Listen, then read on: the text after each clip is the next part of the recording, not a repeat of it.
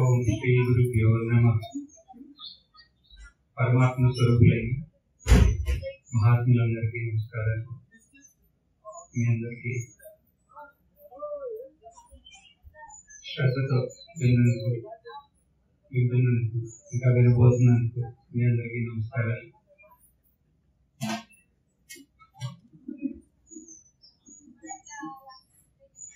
ఎక్కువ మంది ఇక్కడికి ఎక్కడి నుంచి వచ్చారు? బెంగళూరుగా?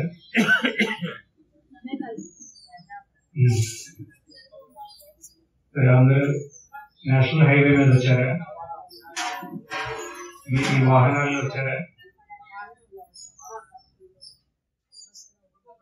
ఏ స్పీడ్ లో వచ్చారు? 80లో వచ్చారా? 100లో వచ్చారా? ఎంత స్పీడ్ వెళ్తుంది మీ వాహనం?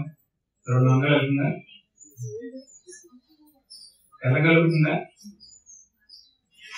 వెళ్ళగలుగుతుంది. అయినా మనం ఎందుకు వెళ్ళాం? ఎందుకని ఆ లిమిట్? ట్రాఫిక్ సేఫ్టీ కోసం పెట్టుకున్నాం. ఎందుకు ఈ సేఫ్టీ? మన గమ్యస్థానాన్ని మనం సుఖంగా సౌకర్యంతో చేరటానికి. అవునా? సుఖంగా సౌకర్యాలతో మన గమ్యస్థానం మనం చేరటానికి. ఆ రెండు మాటలు గుర్తుపెట్టుకోవాలి. మధ్యలో మనం ఇక్కడికి వస్తా అంటే మనకి కొన్ని స్పీడ్ బ్రేకర్లు తగిలినాయా? ట్రాఫిక్ లైట్స్ వచ్చినాయా? ఇంకా కొన్ని సూచనలు వచ్చినాయా? ట్రాఫిక్ అడ్వైజ్లో పెడతారుగా government, speed thrills but kills, అలాంటి బాగా వేగంగా వెళ్ళమా అంటే అపాయం సంభవించవచ్చు అన్నీ ఉన్నాయి కదా. ఇవన్నిటినీ మనం గుర్తుపెట్టుకోవాలి. లైట్ పడగానే అయిపోతాం ముందుకెళ్ళి. ఇవన్నిటినీ పాలిస్తూనే ఇక్కడికి వస్తాం. ఎందుకని అంటే సుఖంగా సౌకర్యంతో ఇక్కడ రావచ్చు. ఈ రూల్స్ అన్ని ఇలా చేయాలి అని ఎవరు పెట్టారు? ట్రాఫిక్ రూల్స్ గవర్నమెంట్ పెట్టి. అవునా? ఇప్పుడు ఇవన్నీ గురించి ఎందుకు చెబుతున్నారు? ఇది ఉదాహరణ. ఈ ఉదాహరణ యొక్క గూఢార్థం, లక్ష్యార్థం ఏంటి? ఆ వాహనమే మన శరీరం. అవునా? శరీరంకి వాహనానికి టైర్లు ఉన్నాయి, మనకే ఉన్నాయి. వైపర్లు ఉన్నాయి, మనకే ఉన్నాయి. లైట్లు ఉన్నాయి, ఇంజిన్ ఉంది. ఇదే మనకి వాహనం. రోడ్ ఏంటి? జీవితం. ఈ జీవితం అనే రోడ్లో మనందరం ప్రయాణిస్తాం. మన గమ్యస్థానం ఏంటి? ఆనందం. అందరిది ఒకే, ప్రతి క్షణం ఆనందంగా శాంతితో ఉండాలి. అవునా?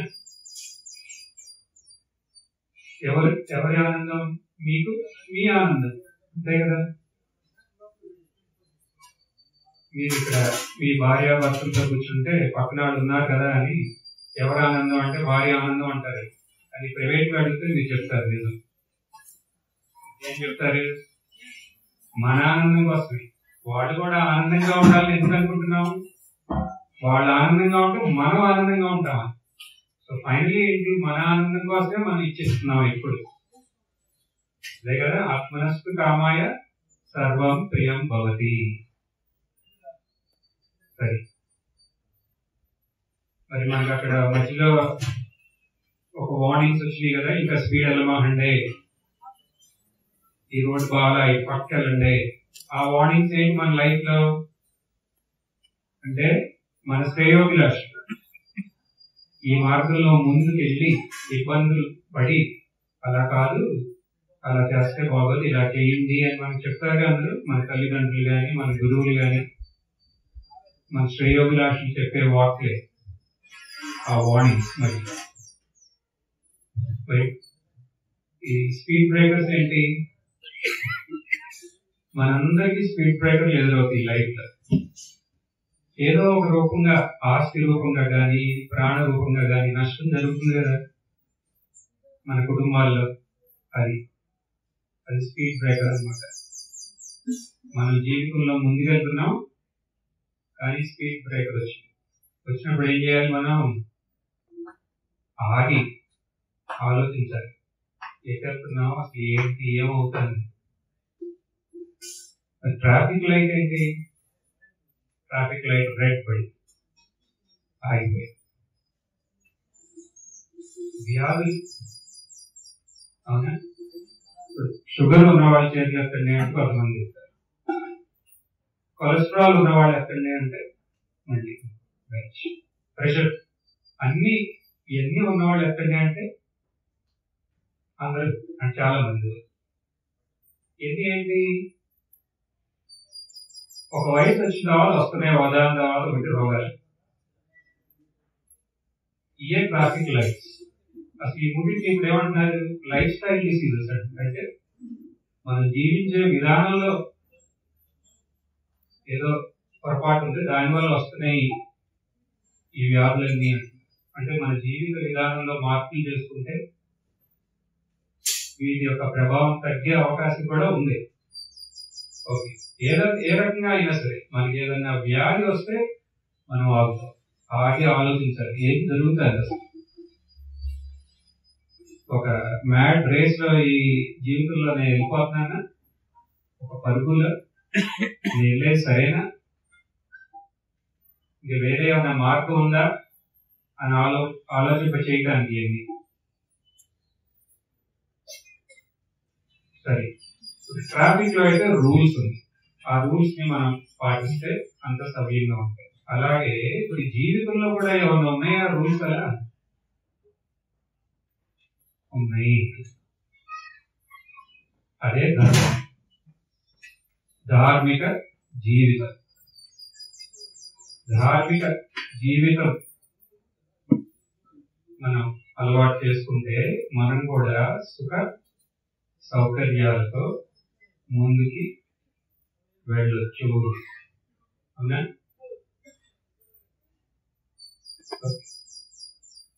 ఇవాళ మనం ధర్మం అంటే ఏంటి, ధార్మిక జీవితం అంటే ఏంటి చూద్దాం. ధర్మం అంటే ఏంటి? ధాతు అంటే ధార ఇది ధర్మ తీసుకుందాం. మనం ధరించేది ధర్మం. స్వామీజీ చెప్పారు కదా, ధరించేది ధర్మం. మీరు మీ వస్త్రాలని ధరిస్తున్నారు, మీ ఆభరణాలని మీరు ధరిస్తున్నారు. దేన్ని ధరించేది? ఈ విశ్వాన్ని మొత్తాన్ని ఏదైతే ధరిస్తాందో అది ధర్మం. విశ్వాన్ని అంటే మీ శరీరం కూడా దాంట్లోనే ఉంది. మన ఇంద్రియాలకి గోచరం అయ్యే అన్నిటినీ ఏది ధరిస్తాందో అది ధర్మం. మీరు ఈశ్వరుడైనా సరే నామరూపంగా ఉంటే ఆయన్ని కూడా ధరిస్తారు. ఏదైతే ఉందో అది ధర్మం. ఇన్నిటిని ధరించాలంటే అది ఎంత విశాలంగా ఉండాలి. అవునా? అసలు ఏంటది? దాన్నే మీ అందరికీ పరిచయమైన సచ్చిదానందం, సత్యం, జ్ఞానం, అనంతం. అదే ఈ ప్రపంచం మొత్తాన్ని ధరిస్తాను. ఈ అనంతమే ఆనందం. ఎలాంటి ఆనందం? భూమానందం. మనం పరితపించే శాంతి, ఆనందం మనని ధరిస్తాను. చూడండి, మన స్వరూపం లాగా ఇది ఉంది. మన స్వరూపం ఈ ప్రపంచం యొక్క స్వరూపం, ఈశ్వరుడి యొక్క స్వరూపం ఏంటి? ఆనందం. మనం ఎందుకు ఆనందం కోసం అలా పరితపిస్తున్నాం? ఎందుకంటే అది మన స్వరూపమై ఉంది కనుక. మనం అదే అయి ఉన్నాం. అదే తప్పు కాదు, అది మన హక్కు. మనం అదే అయి ఉన్నప్పుడు మనం దాని నుంచి వేరు చేస్తే మనం ఉండగలమా? ఉండలేము. కాబట్టి మనం దానికోసం పరితపిస్తాం. కానీ ధార్మిక జీవితం అంటే ఏంటంటే మనకు ఒక జీవన విధానాన్ని చెప్తాను. ఈ విధానం ద్వారా అయితే మీరు ఈ ఆనందాన్ని మీరు గ్రహించి ఆనందంలాగా మిగలగలరు. అది కష్టమే కాదు.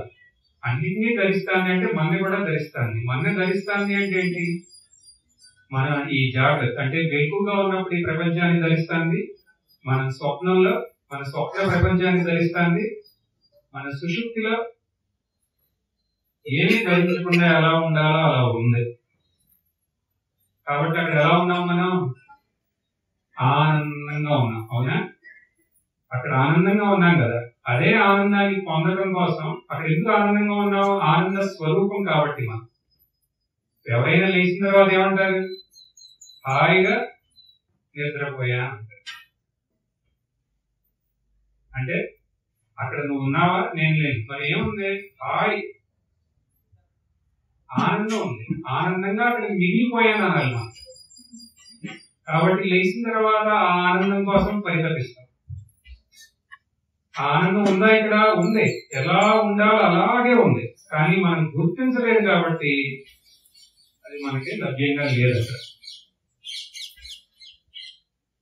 అది మన స్వరూపంగా ఎప్పుడూ ఉంది. మరి దాన్ని పొందొచ్చా? పొందొచ్చు. స్పృహ లేక పడినప్పుడు ఆనందంగా మిగలటం కాదు. ఇక్కడ ఉన్నప్పుడు కూడా మనం ఆనందంగా మాట్లాడవచ్చు, ఆనందంగా వినొచ్చు, ఆనందంగా మన జీవిత కర్తవ్యాలన్నీ చేయొచ్చు. ఊహించండి ఎలా ఉంటుందో. ఆనందం కోసం కాదు, ఆనందంతో అన్ని. ఇక సుఖ సౌకర్యాలంటే ఇది. సుఖ సౌకర్యాలతో జీవించవచ్చా అంటే జీవించవచ్చు అంటాను సనాతన ధర్మం. ఏంటలా? అదే ధార్మిక జీవనం అంటున్నాం. ఇప్పుడు మీకు ఎవరికన్నా సంశయం ఉందా? ఎలాగోలా ఇన్నేళ్ళు బతికేసాం కదండి, ఇలాగే లాగేస్తాం. ధార్మిక జీవితం అని ధర్మం అని ఏంటంటే చెబుతున్నారు. తెలుసుకోవాల్సిన అవసరం ఉందా? తెలుసుకోకపోతే ఏమన్నా నష్టం ఉందా? నష్టం ఉంది. నేను చూడలే. ఎవరు చెబుతున్నారు? శృతి చెబుతారు. ఏమంటుంది? ఇహచేదవేది అత సత్యమస్తి నచేతిహావేది మహతీ వినష్టి భూతేషు భూతేషు విచిత్య ధీరా వ్యత్యాస్మాత్ లోకాత్ అమృతా భవంతి. శృతి వేదం ఏమంటుంది? ఇక్కడ మీరు తెలుసుకుంటే మీకు సార్థకం అవుతుంది మీ జన్మ అంటారు. చూడండి, ఇహచేదవేది అత సత్యమస్తి నచేత్. ఇక్కడ వార్నింగ్. తెలుసుకోకపోతే మహతీ వినష్టి, చాలా మహత్తరమైన నష్టం అది. అందుకని మనకి తెలుసుకోవడానికి కావాల్సిన అన్ని ఇచ్చి పంపించారు ఇక్కడికి. మన వాహనాన్ని రెడీ చేసి, మన వాహనం యొక్క మహత్యం మీకు తెలిస్తే మీరు అప్పుడు అర్థమవుతుంది. అసలు ఈశ్వరుడు అంటే మనం లోన ఒక్కొక్క ఆర్గన్ దాన్ని ఒక మిషన్ తో చేయించాలంటే ఎంత ఉంటుందో తెలుసా? ఒక చిన్న కిడ్నీ ఫంక్షన్ చేయాలంటే ఎంత ఉంటుంది మిషన్? చూసారా? డయాలసిస్ మిషన్ చూసారా? ఇంత పెట్టి అలా మన శరీరంలో ఉన్నాయి అన్నింటినీ మిషన్ రూపంలో పెట్టామనుకోండి, మన ఇల్లు అంత ఉంటుంది. మళ్ళీ దానికి పవర్ వేరేగా ఇవ్వాలి, యూపీఎస్ అన్ఇంటరప్టెడ్ ఇవ్వాలి. ఇవన్నీ పెట్టి పంపించారు ఈ వాహనాన్ని. ఎవరో భగవంతుడు. ఎందుకు? దుఃఖంతో బతికి సుఖం కోసం పరితపిస్తూ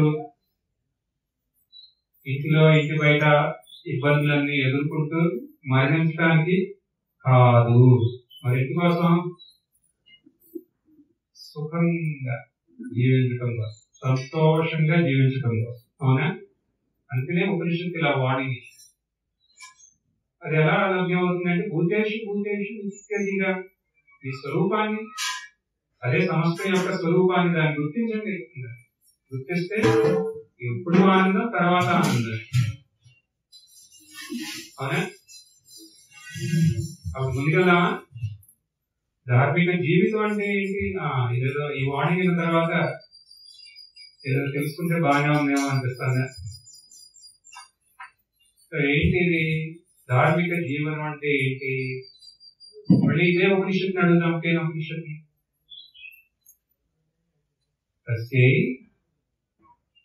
తపో దమ కర్మేతి ప్రతిష్ఠ వేదాః సర్వాంగాణి సత్యం ఆయతనం. ఉపనిషత్తు ఏమంటుంది? తపో దమ కర్మేతి. దమ అంటే ఏంటి? ఇక్కడ నియంత్రణ. అవునా? నియంత్రణ అంటే ఇంద్రియ నియంత్రణ. మనం ఎన్నో చేయొచ్చు, మానసికంగా, శారీరకంగా. కానీ మనకి ఏది పడితే అది చేసుకుంటే వెళ్ళిపోయామనుకోండి, ఏమవుతాం? గవర్నమెంట్ కూడా ఊరుకోదు కదా, జైల్లో పడాల్సి. అవునా? అంటే ఏది పడితే అది చేయకూడదు. ఏది పడితే అది చేస్తే మనకి ఇక ఈ పశువులకి తేడా ఏంటి? మరి ఏం చేయాలి? మరి మేము ఏది పడితే అది అంటే ఏది పడితే అదో కాదు ఎక్కడ తెలుస్తుంది? సమయాన్ని ఒకే గుర్తుపెట్టాడు. సమయాన్ని దుర్వినియోగం చేయకూడదు అంతే. ఇక్కడ ధమ అంటే మనం సమయాన్ని దుర్వినియోగం చేయకూడదు. దుర్వినియోగం అంటే ఏంటి? అక్కడ సుఖం వస్తుంది అని అనిపిస్తుంది కానీ వచ్చినట్టే ఉంటుంది, రాదు. దానికోసం మనం టైం వేస్ట్ చేస్తున్నాం. అనవసరమైన మాటలు. ఒకసారి ఒక ఆశ్రమంలో, నేనున్న ఆశ్రమంలోనే, అనవసరంగా మీరు ఎంత మాట్లాడుతున్నారో ఒక రోజుకి రాయండి అన్నారు. రాత్రి సాయంత్రం ఇవ్వాలి గురువు గారికి అందరు. అప్పుడు తెలిసింది అసలు ఎంత టైం వేస్ట్ అవుతుంది అంటే మనకు తెలియదు. అనవసరంగా ఏంటంటే పిచ్చపాటి ఊరినే కావాలి, ఏం లేదు దానివల్ల. లేకపోతే ఊరినే చూస్తాం, ఊరినే చదువుతూ ఉంటాం ఏదో ఒకటి. లేకపోతే ఇప్పుడు ఇంటర్నెట్ ఊరినే ఏదో వాడు ఎవడో పెట్టాడు, మనం చూడాలి. అది మన కర్తవ్యం లాగా ఊరినే చూస్తున్నాం. గంటలు అయిపోతుంది కదా ఇది. ఇప్పుడు మనం ఏం చేయాలి? ఇలా చేయకుండా మన టైంని మనం కాపాడుకోవాలి. అది దుర్వినియోగం చేయొద్దు టైం అన్నట్టు. ఇంతే చెబుతున్నాను నేను దమకి ప్రస్తుతం. సో మనం అది చేసామనుకోండి, అప్పుడు మన దగ్గర బోల్డ్ టైం ఉంటుంది. Time quality time is available మనతో. ఇప్పుడు మనం ఏం చేస్తాం? ఈ టైంని సద్వినియోగం చేయాలి. అందుకని ఉపనిషత్ కర్మ అంట. కర్మ అంటే ఇప్పుడు మనం ఎలా తీసుకున్నాం? సత్కర్మ అంటే నిష్కామ కర్మ. నిష్కామ కర్మ చేయండి. నిష్కామ కర్మ అంటే సేవ. ఎవరికి చేయాలి? ముందు మీ ఇంట్లో మొదలెట్టండి. అవునా? ఇంట్లో మీకు వయసు అయిన తల్లిదండ్రులు ఎవరైనా ఉంటే వాళ్ళకి చేయండి సేవ ఫస్ట్. అది కూడా సేవే, వాళ్ళలో కూడా పరమాత్ముడేగా ఉన్నాడు. సేవ అంటే అక్కడి నుంచి మొదలెట్టాలి. ఆ భాగ్యం ఉంటే. ఆ భాగ్యం లేకపోతే ఎక్కడ అవకాశం వస్తే అక్కడ. ఇంట్లో కాకపోతే సమాజం. కానీ సేవ అనేది చేయాలి. ఎలా చేయాలి? వాళ్ళలో మనం పరమాత్ముని దర్శిస్తూ మనకు ఆయన్ని సేవ చేయడానికి ఆ భాగ్యం ఇచ్చాడు. ఒక లైబిలిటీ లాగా కాదు. అప్పుడే అది సార్థకం, నిష్కామ సేవ. సరే, ధమ కర్మ. తర్వాత తపో, తపస్. తపస్సు అంటే ఏంటి? భక్తి. స్వామి ఏం చెప్పారు?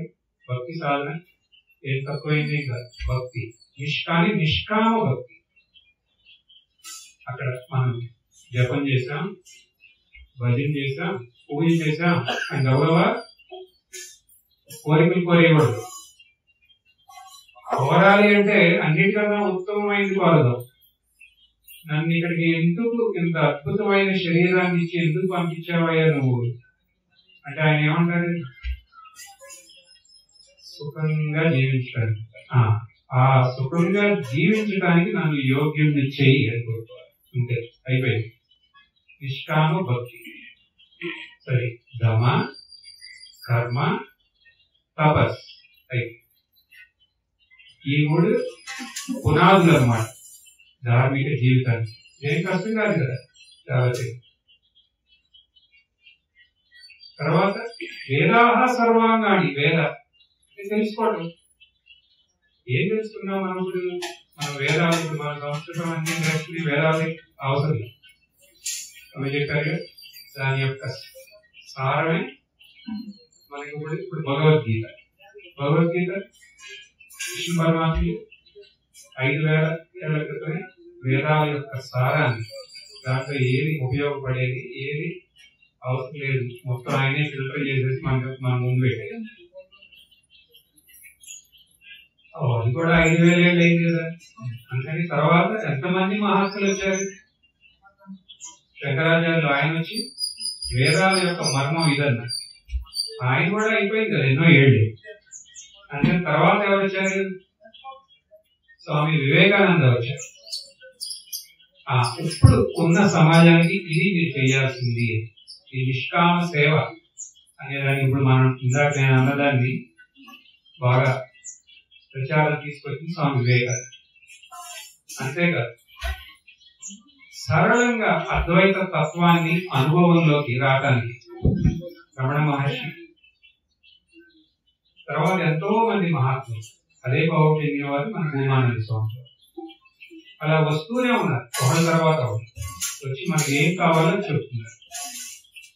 అది ఇష్టమో లేకపోతే వాళ్ళు రచించిన గ్రంథాలు చదివితే దాని వల్ల మనకి మన స్వరూపం ఈ ఆనందం ఏంటలా అనేది అర్థమవుతుంది. అంటే రోజు ఈ పని కూడా చేయాలండి. అవును, ఇప్పుడు ఇక్కడ కొంతమంది ఉన్నారు, మేము ఎన్నో ఏళ్ళ నుంచి సత్సంగం చెప్తున్నాం, నాతోనే ఒకరితోనే మాకు అర్థం అవుతుంది. మీరు చెప్పిన అన్ని చేశాం, సద్వినియోగం చేశాం, సమయాన్ని కామ సేవ చేశాం, తపస్సు చేశాం, శ్రవణ మననాలు కూడా చేశాం. ఇంత అంటే బాగానే ఉంటుంది అంత, మేము అదే అనిపిస్తాం. కానీ మళ్ళీ మేము వెళ్ళిన తర్వాత ఇంట్లో చేతికి అందినట్టే అంతే వెళ్ళిపోతాను. ఏంటిది? దీనికి కూడా ఉంది, సత్యం ఆయతనం. ఈ జ్ఞానానికి ఒక నిలయం, అబౌట్ ఏంటి అంటే సత్యం. సత్యం అంటే ఏంటి? మనకు తెలిసిందే కదా, శృతి. సత్యం, సత్యం అంటే సత్యం, సత్యంగా ఉండటం, సత్యం పలకటం. ఫస్ట్ అది ఇదేంటి క్లాస్ చెప్పారు చెప్తా, ఇది ఇంకా స్థూల ఇంకా సూక్ష్మం ఉంది. ఫస్ట్ అక్కడ మొదలెట్టాలి. ఆధ్యాత్మిక అంటే ఫస్ట్ సత్యం. మనం ఏం మాట్లాడినా ఏం ఆలోచించినా అక్కడ సత్యంతో ఉండాలి. కపటం అనేది వదిలేయాలి. కపటం ఉందంటే ఈ జ్ఞానం సార్థకం అవ్వదు. ఫస్ట్ ఇంట్లోనే, ఇంట్లో భార్యాభర్తల మధ్యలో సత్యవంతులై ఉండాలి. అక్కడి నుంచి స్టార్ట్ అన్నమాట. తర్వాత పిల్లలతో, తర్వాత సమాజం, తర్వాత మనం మనతో. మనం మనతో అంటే ఏంటి? ఇప్పుడు ఒక తల్లి ఒక శిశువుకి, మనందరికీ మీ నాన్న ఈయన అని ఎవరు పరిచయం చేస్తారు? ఎవరు చేసేది? తల్లి. మనం నమ్ముతామా? నమ్ముతాం. ఎందుకని? ఆవిడ సత్యమే చెబుతుంది అనేది మన యొక్క డిఎన్ఏలో ఉంటుంది. అవునా? మన యొక్క ఎవ్రీ సెల్ ఏంటి? సత్యం. ఇది సత్యం. అలాగే గురువు, శాస్త్రం, వేదాలు ఇది చెప్పేది సత్యం. సత్య బుద్ధి అవధారణం, శ్రద్ధ. ఇది ఈ సత్యం అక్కడి వరకు వెళ్తుంది. మీరు చెప్పేది సత్యం అనేది ఇంత దృఢంగా నమ్మాలి. ఇంత దృఢంగా ఇలాంటి సత్యత్వం మనలోకి రావాలి అంటే దానికి కావాల్సిందే ఆ తపో కర్మ, విశ్రాంత. అప్పుడే మనం దాన్ని నమ్ముతాం. గురువు చెప్పింది. గురువు ఏం చెప్తారు? బాబు నువ్వు ఈ శరీరం కాదయ్యా, నువ్వు ఆనంద స్వరూపం అంటారు. ఆనంద స్వరూపం అన్నప్పుడు మనం ఎందుకున్నాము? ఆయన నిర్వచనంగా చెబుతున్నారు. ఇప్పుడు చూడు, ఇప్పుడు మీరందరూ ఇక్కడ ఉన్నారా? మీ చిన్నప్పటి నుంచి ఇప్పుడు వరకు మీలో మారింది ఏంటయ్యా అని అడిగితే నేను మీరేం చెప్తారు? ఏదో ఉంది కదా మీలో మారింది. ఏంటది? శరీరం కాదు. మరి ఏంటది మీలో మారింది? మన ఎరుక. ఎరుక అలాగే ఉంది కదా. ఆ ఎరుక ఉందా? ఉంది. అదే సత్ చిత్ అయిపోయింది. చిత్తే సత్ అయింది. అది ఎలా ఉంది? దానికి ఒక పరిధి అనేది లేదు, అనంతంగా ఉంది. అదే నువ్వు అని ఇంతే సారం, వేదాల యొక్క సారం. ఇది మనం సత్యత్వ బుద్ధితో మనం తీసుకుంటే మనం మన ఆనంద స్వరూపాన్ని అప్పటికప్పుడే గ్రహించి అలాగే ఉండగలుగుతాం. అవునా? అంటే నీకు కావాల్సిందేంటి? సత్యత్వ బుద్ధి. ఈ రకంగా మనం జీవిస్తే ఇదే ధార్మిక జీవితం. సనాతన ధర్మం అంటే ఏంటి? ఇప్పుడు మీరు ఏం ధర్మం అంటే హిందూ అనే పేరు తర్వాత వచ్చింది. అవునా? సనాతన ధర్మం. సనాతనం దీనికి అసలు అంతం అనేది లేదట. ఎందుకంటే దీనికి అంతం లేదు. ఇప్పుడు వేరే ఎన్నో ధర్మాలు వచ్చినాయి, వెళ్ళిపోయింది. ఇప్పుడు ప్రపంచంలో లభ్యంలో ఉన్నాయి వేరే ధర్మాలకి ఎన్ని సంవత్సరాలు ఉంటాయి? మాక్సిమం అంటే ఒక 5,000 పెట్టుకోండి, ఇంకా బాగా ఎక్కువ. మనది లక్షల సంవత్సరాల నుంచి ఉంది. ఎలా ఉండగలిగింది ఇలా? ఎందుకంటే మన దాంట్లో 2 ఉన్నాయి. ఒకటి మారంది, ఒకటి ఉంది. అదేంటి? ఈ స్వరూప జ్ఞానం. అది మారదు. మారేది కూడా ఒకటి ఉంది. మన జీవన శైలి ఈ ప్రపంచంతో పాటు, ఈ సమయంతో పాటు ఎన్నో ఆచారాలు మారుతూ ఉంటాయి. ఈ మారేది ఉంది, మారింది ఉంది. మళ్ళీ దీనికి అధిష్టానం ఎవరు అంటే ఒక వ్యక్తి కాదు, వేరే మతాలలాగా ఒక వ్యక్తి కాదు. సనాతన ధర్మానికి ఒక నామరూపంతో ఉన్న ఈశ్వరుడు కాదు, ఒక గ్రంథము కాదు. మరి ఈ ఆనంద స్వరూపాన్ని గురించి ఎవరు స్పష్టంగా చెప్తారో వాళ్ళందరూ దీనికి అధిష్టానం. వాళ్ళు వచ్చి ఇది సత్యం, ఇప్పుడు ఈ సమయానికి మీరు ఇలా జీవించండి అంటే అది మన ధర్మం. అంటే it is always ready for change. కాబట్టి ఇది సనాతన ధర్మం. ఓకే, ఇవాళ మనం ధర్మం చూసాం. సనాతన ధర్మం, ధార్మిక జీవితం. ఇప్పుడు మేము ఇక్కడి నుంచి వెళ్తున్నాం. మీకు ఒక క్యారీ హోమ్ పాయింట్స్ చెప్పిన, మీరు ఎప్పుడు వెహికల్ లో కూర్చున్నారు, మీరు ఎమ్మటే మీరు గుర్తు చేసుకోవాల్సింది ఏంటో చెప్పండి. ఈ వెహికల్ లాగానే మన శరీరం, ఈ రోడ్డు లాగానే మన జీవితం. మన లక్ష్యం ఆనందం. అవునా? ఇది మనం గుర్తుపెట్టుకోవాలి. వార్నింగ్స్ వస్తున్నాయి రోడ్డు మీద. ఒక రెడ్ లైట్ వెళ్తేనే మనకు గుర్తు రావాలి అక్కడ దమ, అనవసరంగా టైం వేస్ట్ చేయకూడదు, సత్కర్మం చేయాలి. తర్వాత తపస్, భక్తి సాధన చేయాలి. ఏదో ఒక సత్సంగం వినాలి. చెప్పేదంతా మహాత్ములు చెప్పేది సత్యం, వాళ్ళు మన శ్రేయస్సుకొని చెప్తున్నారు అనే ఒక శ్రద్ధ ఉండాలి. అంతే.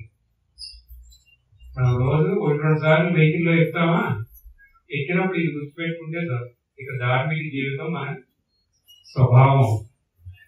మళ్ళీ పొడుగు మీద ఒక చెక్ లిస్ట్ పెట్టుకోండి. ఏంటి? ఇవాళ నేను అనవసరంగా ఏమన్నా టైం వేస్ట్ చేశానా అని మిమ్మల్ని మీరే అడగండి. చేశానంటే ఏం చేయాలో మీకు తెలుసు. ఎవరికన్నా ఇవాళ ఒక్కటన్నా ఉపకారం చేశానా నేను? 2, 3 నిష్కామంగా భక్తి సాధన చేశానా? 4 ఏదన్నా ఒక సత్సంగం, ఒక సద్గ్రంథం అధ్యయనం చేశానా? 5 ఇంకేంటి? ఈ చేసామంటే మనం ఎక్కడున్నాం? ధార్మిక జీవనంలో ఉన్నాం, ముందుకెళ్తున్నాం. ఎక్కడికి? సుఖ సౌకర్యాలతో జీవించే మార్గంలో మనం ప్రయాణిస్తాం. సుఖంగా జీవిస్తాం, జీవించినంత కాలం. తర్వాత సుఖంగా ఇక్కడి నుంచి నిష్క్రమిస్తాం. అవునా? మనకి గురుదేవులు ఆశిస్తూ ఇలాంటి ధార్మిక జీవితాన్ని జీవిస్తూ స్వరూపాన్ని గుర్తించి మన జన్మని సార్థకం చేస్తాం.